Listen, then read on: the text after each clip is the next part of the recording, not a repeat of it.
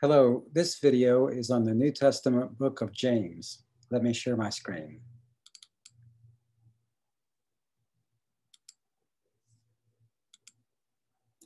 Okay, the letter of James in the New Testament.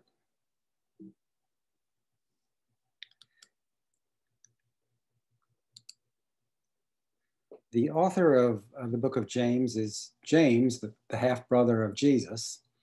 He was the head of the Jerusalem church at its early stages.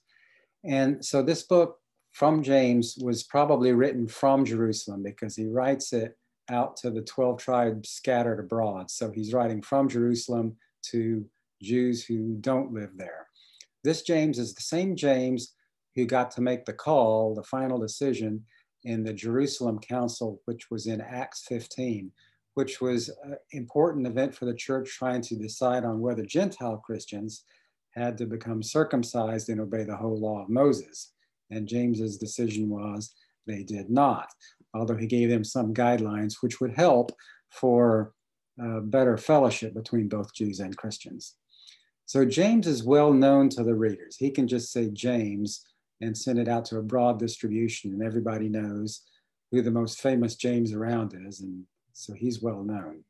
His recipients are the Jewish people who are scattered around, the diaspora. This particular James was executed in 62 AD. Now, the execution of James is not a thing that is described in the Bible, but there is a passage in the book of Josephus, of all places, which talks about it. Josephus was a Jewish historian writing around 95 AD.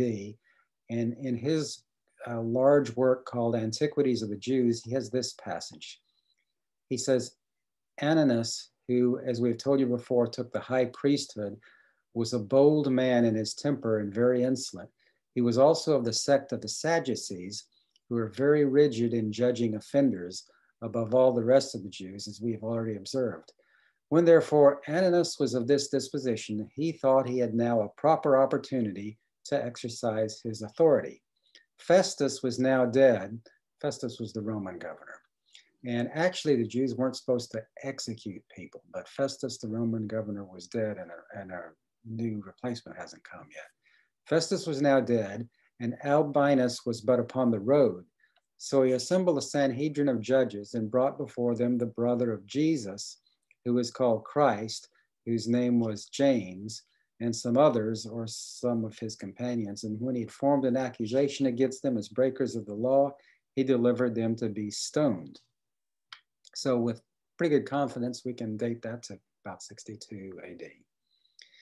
This book of James, there's no mention of anything that had to do with the Jerusalem Council, though that was important. That was about 49 or 50 AD. Although you can compare some of the writing in James with what he wrote in his letter to the people out there. There's some similarities in the wording, like just for one thing, the salutation.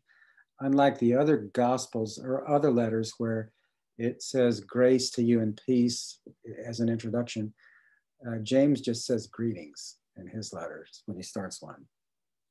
It's an Israelite setting all the way.